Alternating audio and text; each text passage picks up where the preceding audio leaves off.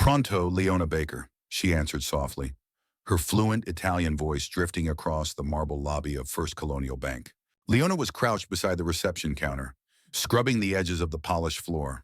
Her navy cleaning uniform was worn and wrinkled, her hair tucked under a dark scarf. A mop bucket steamed lightly beside her. The morning rush was just beginning, but Leona couldn't afford to miss this call. A man's voice on the line spoke quickly, unmistakably Milanese. Leona listened intently, eyes scanning the lobby, one hand shielding her phone. Sì, professor Antonelli. Capisco. La motivazione era legata all'email del 3 gennaio. Sì, sì, posso rimandarla oggi. It was the University of Milan, her sixth attempt at a master's scholarship in linguistics. Leona's Italian was graceful. Confident years of study and practice condensed into a minute of poised conversation. She didn't know she was being watched. From the West Hallway, Vanessa Clark, the bank's CEO, had come to a halt. Standing beside her was Mr. Grant, floor operations manager. Both stared through the glass at Leona, their faces unreadable. Vanessa's eyes sharpened, lips tight. She said nothing. Grant's expression twisted. Leona ended her call gently, whispering, Grazie per la chiamata. Professore, arrivederci. Then the voice sliced through the silence. Baker, my office. Now. Everything in the lobby paused. A teller looked up. A customer muttered to his companion. Leona rose slowly, wiping her hands with a cloth. Her name hovered like a spotlight. She followed Grant through the side hall, eyes trailing her like vines. Every step seemed louder than the last. In her chest, her heart thudded not from guilt, but from something colder. Dread and mejuanans. Inside Grant's office, the door slammed behind her. No chair, just Mr. Grant, arms folded, voice low and bitter. You think this is a cafe? Baker speaking Italian in the lobby in front of the CEO. I'm sorry, I don't care what language it was. You're here to clean floors, not perform for executives. You embarrass this institution. Leona stiffened. I stepped aside. No excuses. Starting today, you're assigned to sub-level restroom maintenance. 60 days. No debate. Go. She stood frozen, then nodded once. As she stepped back into the lobby, the artificial lighting suddenly felt harsh. Voices blurred into murmurs. Someone whispered her name mockingly. A manager walked past without looking her way. She passed the reception desk where the intern who regularly took long breaks to FaceTime, in plain sight, now glanced up briefly, no reprimand, no judgment, just detached curiosity. The same rules clearly didn't apply. Leona reached the service elevator. She pressed the button with steady fingers, but her insides trembled. Not from surprise, because she had expected it. In the slow descent to the basement, she stared at her reflection in the mirrored door. A cleaner. That's all they saw. Not the polyglot, not the linguist, not the woman who translated 2 contracts last month just because she found them in the trash. Just another black woman with a mop. But not for long. The basement air felt heavier now, laced with bleach and humiliation. Leona scrubbed porcelain fixtures with the same precision she once applied to academic translations. But the sting of the public scolding hadn't faded. 6 years, 42 internal applications, 0 responses. It wasn't a system error. It was the system. Before the cleaning shifts, before the silence, Leona Baker had been a standout student at Spelman University linguistics major, fluent in 5 languages, Italian, French, Mandarin, Spanish, and English. Her senior thesis on cross-cultural communication in global banking had been cited at 2 European symposia. She had even presented once, via video link, at a forum in Geneva. None of it mattered here. In the staff portal, her applications disappeared like mist. No interview invitations, no rejection emails, just silence. She once approached HR directly and was told to stay in her current lane. Meanwhile, the front desk was staffed with interns who answered FaceTime calls at their posts and laughed loudly in English only. No reprimands, no reassignments. Each night, after long shifts, Leona returned to a cramped 2-bedroom apartment in South Atlanta. The living room doubled as a bedroom for her teenage brother, Marcus. Her mother, recovering from early onset arthritis, moved slowly, needing help with daily tasks. Paint peeled from the corners of the ceiling. The kitchen faucet leaked a rhythmic drip that no one had time or money to fix. Leona would prepare dinner rice, lentils, whatever was affordable that week before sitting cross-legged on the floor with her books. She completed night courses on financial terminology and cultural interpretation. The glow of her second-hand laptop often lit the room long after midnight.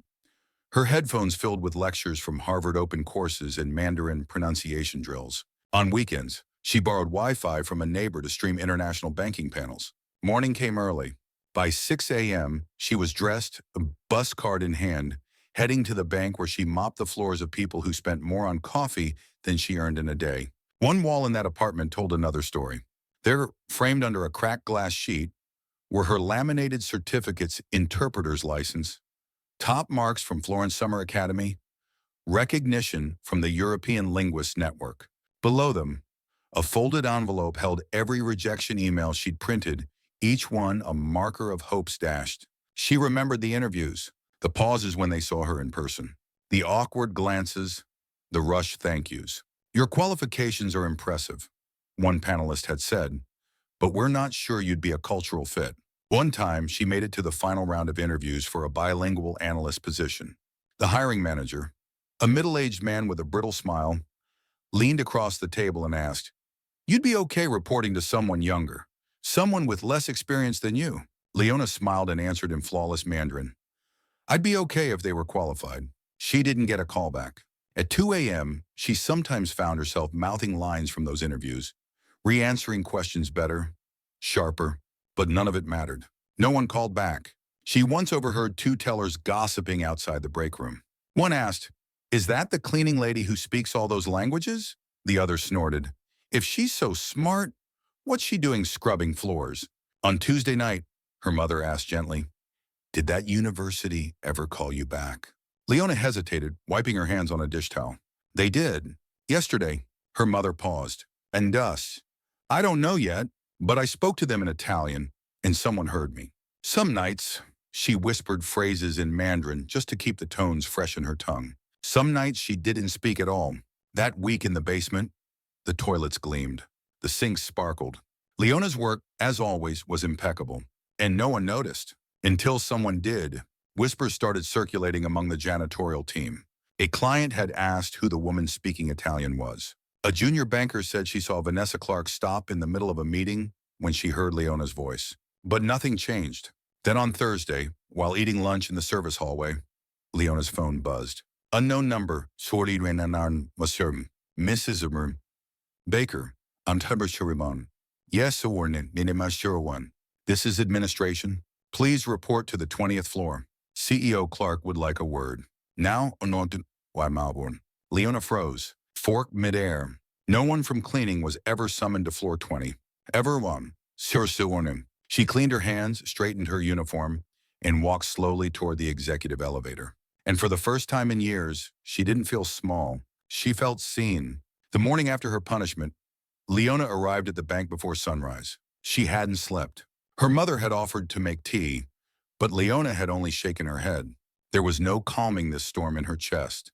The service elevator rattled as it climbed. At 7:05 a.m., her cleaning shift had just begun when her phone buzzed. Administration? One. Milwell. Baker, report to the 20th floor. Now, she froze. The 20th floor, no cleaner had ever been summoned there. Leona stood before the executive elevator, still in uniform. She pressed the button. The stainless steel doors opened. Two suited men inside barely acknowledged her. One shifted to the side without making eye contact. As they ascended, Leona's reflection in the polished wall stared back at her. Out of place. Below notice. But she kept her chin up. At floor 20, the doors opened to a carpeted corridor lined with glass offices. She walked past them like a shadow. The receptionist didn't look up. "Go in." "She's waiting." Vanessa Clark's office was all still in silence. Floor-to-ceiling windows overlooked Midtown Atlanta. A single chair faced the massive desk. Leona stepped in. Vanessa looked up from a file. "Close the door." Leona obeyed.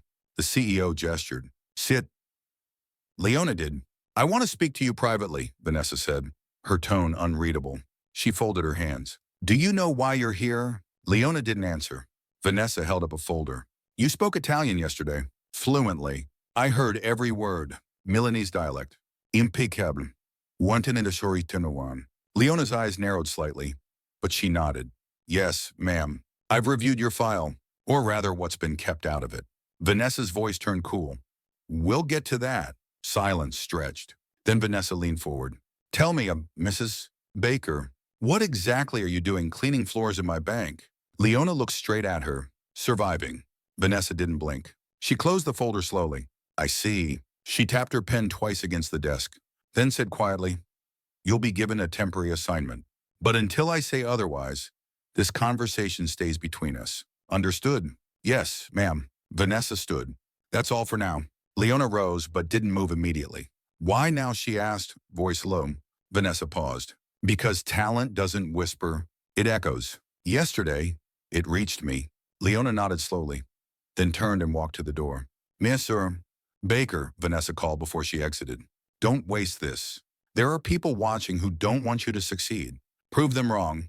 Leona held her gaze. I already am. As she left the office, her legs trembled, but her face gave nothing away. She didn't know what was coming, but she could feel it now in the way Vanessa had paused, in the unspoken weight behind every word.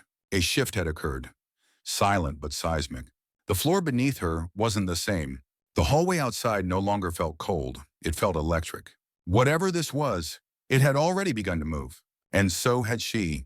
Long before the janitor's cart and late-night mop buckets, Leona had lived in Florence. For 4 years, she walked cobbled streets lined with history, worked in booths at bustling trade expos, and translated tense negotiations between Italian manufacturers and English, French, or Mandarin-speaking clients.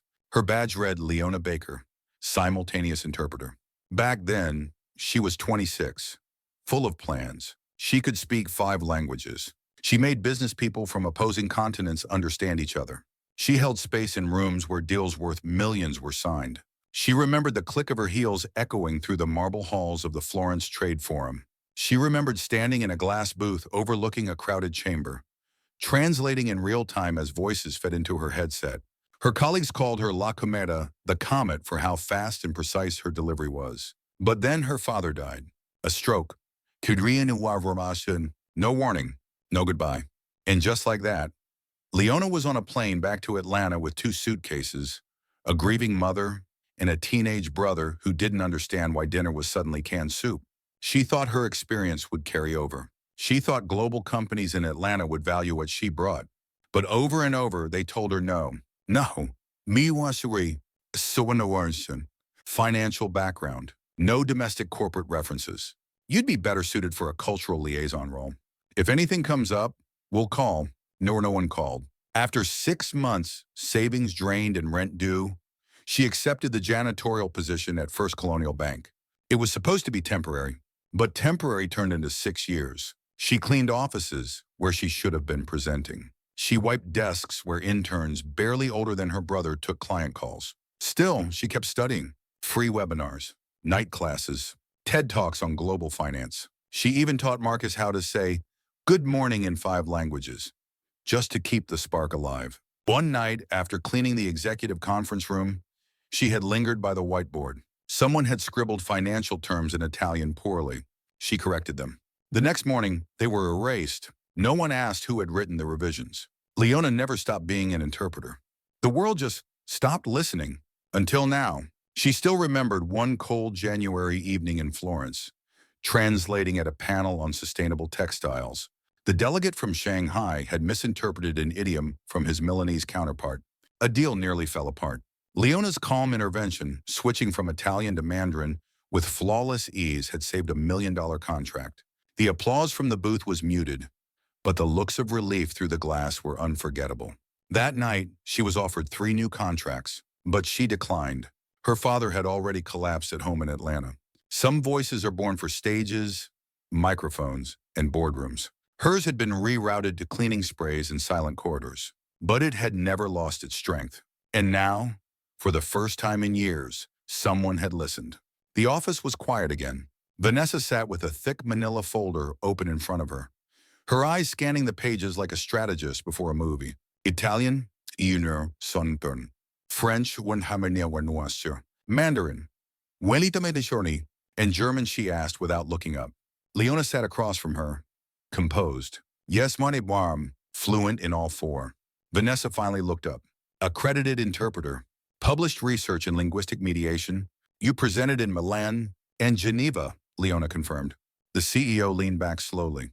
3 days from now, we're hosting the International Financial Cooperation Summit. Delegates from China and Italy. We've spent weeks trying to find a bilingual coordinator who understands the economic language, not just the vocabulary. Vanessa closed the folder. I want you to lead the coordination team. Temporarily, but with full access.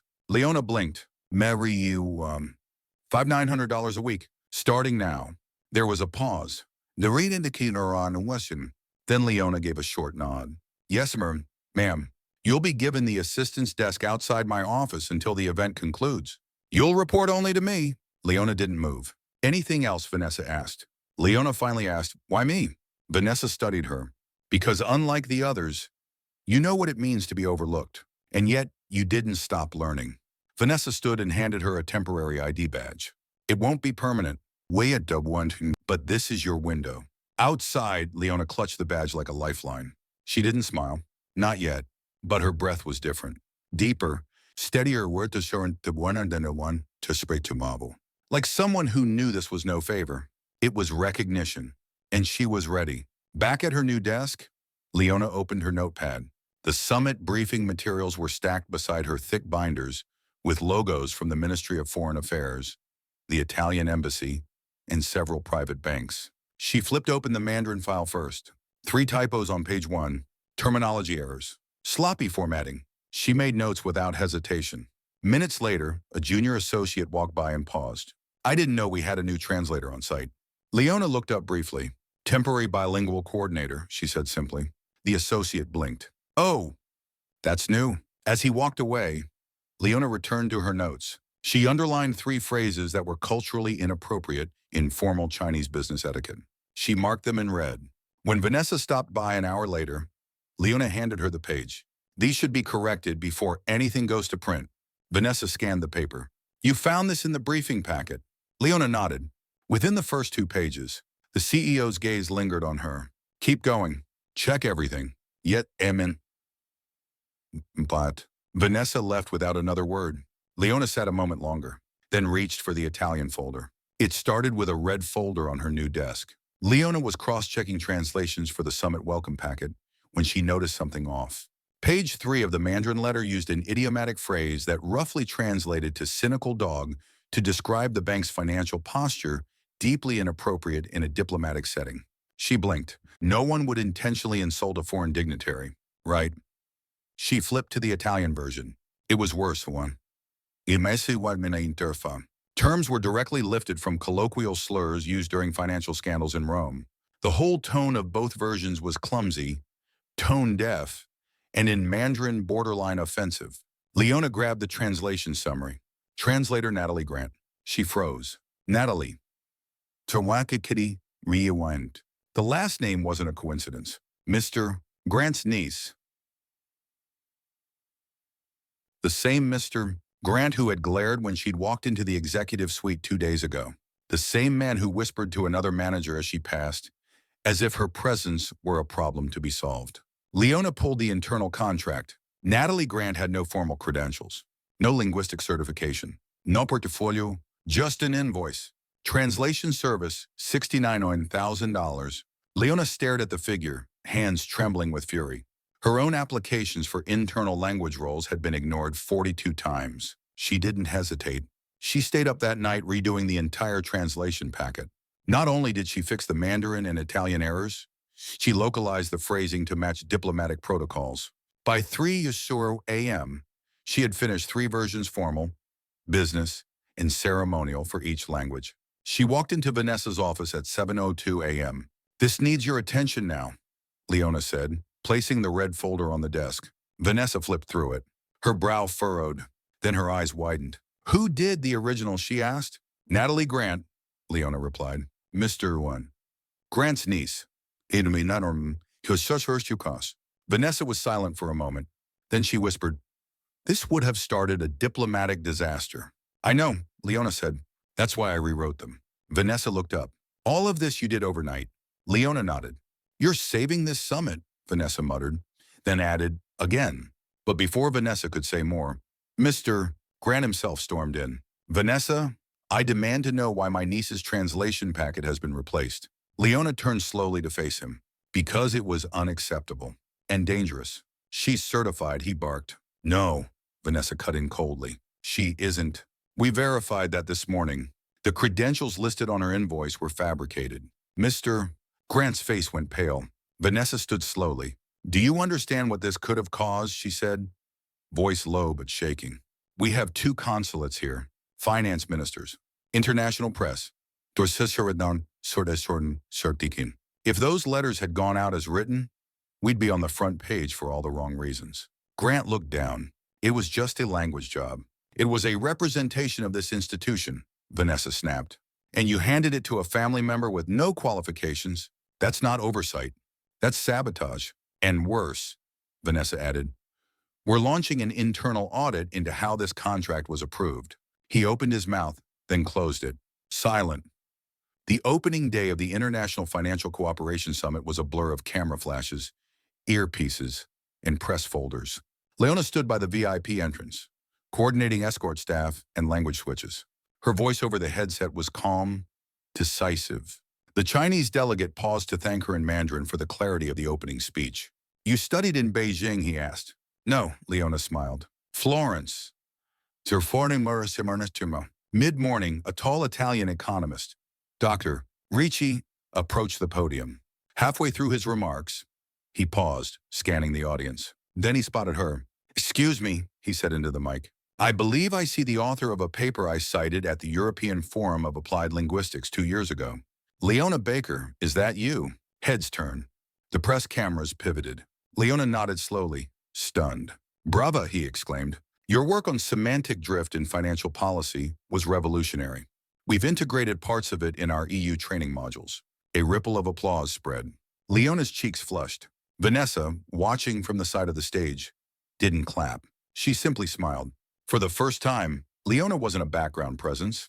She was the moment. The emergency boardroom was packed. Executives murmured in confusion as Vanessa Clark entered, flanked by 2 members of the compliance team.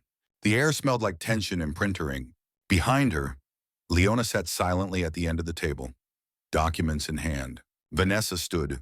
We are here today to address a breach of protocol, ethics, and professional responsibility, she began, her voice even. As of this morning, an internal investigation has confirmed that Mr. Grant approved a $69,000 translation contract for a family member with falsified credentials. A ripple spread through the room. Mr. Grant turned visibly red. She endangered a summit with critical international delegates. If not for Mrs. Baker's intervention, we would have faced a diplomatic nightmare. Leona laid a folder on the table. This is the corrected version, with documentation of the errors. Vanessa didn't look at it. She looked at Grant. You're dismissed, effective immediately. Security will escort you out. The room froze. Grant opened his mouth, but no sound came. I also hereby cancel all vendor contracts related to Natalie Grant and request a full audit of all vendor approvals made in the past 2 years under your supervision, Vanessa added. Security stepped forward. Grant stood shakily and left the room without a word. Once the doors closed, Vanessa turned to Leona. I've reviewed your qualifications, performance, and what you've done this week. This board agrees unanimously. She gestured toward the head of the table. Effective today, Mrs. Leona Baker is appointed Director of International Communications. You will report directly to the Executive Office and oversee all multilingual and cross-cultural coordination within this institution. Gasps, then applause. Into some polite, and some stunned, but a few, especially from the lower ranks seated in the back, were genuine and emotional. Leona stood slowly. She didn't smile. Not yet. I accept, she said simply. And I won't waste it. Vanessa nodded. I know where to was to me. And for the first time in years, Leona felt the weight on her shoulders lift, not because the struggle had ended, but because she'd finally been allowed to carry it standing tall. One of the junior board members leaned forward. If I may, he said, clearing his throat. Mrs. Baker, I just reviewed your white paper on linguistic compliance in multinational audits. It's not only relevant, it's pioneering. We've overlooked a tremendous asset. Another added, her multilingual framework saved us from a legal crisis. That's not a win. That's a restructuring milestone. Leona kept her posture calm. Inside, she was still recalibrating. After the meeting, several team leads approached her. One whispered, "I've been here 12 years. Never thought I'd see someone like us at that end of the table." She gave him a nod, not of triumph, but of quiet promise. Later that afternoon, the staff bulletin lit up with a new title, Director of International Communications, Leona Baker. A footnote read, "Effective immediately, reporting directly to the CEO." In break rooms across the building, applause erupted. But Leona was already back at her desk, reviewing protocols, planning training sessions, organizing translator evaluations. Because a seat at the table was never the end goal, it was the beginning. 3 months into her new role, Leona launched an initiative no one saw coming. She called it Hidden Potential. Its goal to identify overlooked talent within the bank's logistical, janitorial, and food service departments roles too often treated as invisible. She began with anonymous surveys, then resume reviews, then quiet interviews conducted during lunch breaks. By the end of month 1, the results startled even the executive board. 98 employees across branches held degrees in economics, education, engineering, or law. One woman had been a college math instructor in Brazil, another, a former military interpreter. A third had led budget planning for a small city before moving stateside and taking a custodial job to survive. None had ever been considered for internal promotion. Leona brought the findings to Vanessa. "This isn't just discrimination," she said. "It's waste. Necessary of skill, of dignity, of potential." The CEO nodded gravely. "Then we fix it." That week, the bank enacted sweeping reforms. All internal roles were reopened for reevaluation, education and experience outside the U. Entim. Esserin would be given equal weight. A mentorship track was created, pairing seasoned leaders with hidden talent across departments. Leona personally led the first training sessions. In the break room where she'd once mopped floors, she now spoke to a packed room of attendees about semantic precision, cultural fluency, and the power of being underestimated. She told them, "The reason I'm standing here isn't luck. It's because someone finally listened. And now, I'm listening to you." At the next quarterly staff meeting, a new wall display was unveiled in the main lobby. Above it, in gold letters, "Talent is universal. Opportunity should be too." Within weeks, the ripple effects were visible. 2 custodians had applied and been accepted into junior analyst roles. A kitchen prep assistant was placed in the finance reporting team after revealing a degree in econometrics. A night shift janitor, once a university lecturer in Ghana, began leading internal workshops on intercultural communication. Leona received dozens of messages. Some handwritten, slipped under her office door. Others, anonymous, typed, and left in the suggestion box. One simply read, "For the first time in 11 years, I believe my daughter might see me wear a suit again." Vanessa read that note aloud at the next leadership meeting. No one spoke for several seconds. "We used to wonder why our back office staff had such high turnover," she said quietly. "Turns out they just stopped believing we saw them." Leona stood at the back of the room, arms folded, not defiant, but resolute. She wasn't just changing policy. She was rebuilding belief. The letter arrived on crisp ivory paper, bearing the seal of the University of Milan. Leona read it twice before she believed it. She was being invited to serve as a visiting lecturer in the Department of Applied Linguistics, an honorary position recognizing her field contributions in cultural advocacy. Vanessa found her staring at it that afternoon. "You earned it," she said simply. "And they clearly know talent when they hear it." But Leona didn't pack her bags. She stayed. Born Matters want. Instead, she founded something else. The Unseen Scholars Fund, a scholarship dedicated to the children of custodians, janitors, cafeteria workers, and all those who made the building run but were never invited into its boardrooms. Applications flooded in within the first month. Some came with essays, others with voice notes. One girl wrote, "My mom wipes the same windows executives look out of every day. I want her to see me through one wearing a university gown." Leona read that one twice too, then approved it instantly. In the following months, a mural was unveiled in the bank's atrium. Painted in soft pastels, it depicted the silhouettes of workers rising toward an open door of light. Underneath, in serif gold font, "Justice is not about celebrating those who made it, It's about opening doors for those who never had the chance. The story lifts upward through the glass ceiling of First Colonial Bank. It rests on Leona's new office where a nameplate reads, Leona Baker, Director, International Communications. The final voiceover fades in. Some stories begin with a phone call. Others begin the moment someone finally listens. But the ones that change the world, they begin when someone like Leona decides to answer back. Fade out. But the work didn't end with applause. Leona continued visiting departments, speaking with interns, receptionists, and cafeteria teams. She met with the first 10 students awarded the Unseen Scholars Fund, sons and daughters of silent workers who now had a path their parents never dreamed of. One father, a night janitor from the printing division, cried in the lobby when his son was accepted to Emory University. "We thought this place would never know our names," he whispered to Leona. "Now," she replied, "they'll remember yours." In a framed portrait near the HR office, a new slogan was placed beneath Leona's photo. Build doors where walls once stood. The final voiceover fades in. Some stories begin with a phone call. Others begin the moment someone finally listens. But the ones that change the world, they begin when someone like Leona decides to answer back. This was more than justice. This was legacy. This was unveiled wealth. Subscribe. It is second button. Comment, West Serenity, share the story. Unveiled wealth. Thank you for watching until the end. We hope to see you again in our next stories.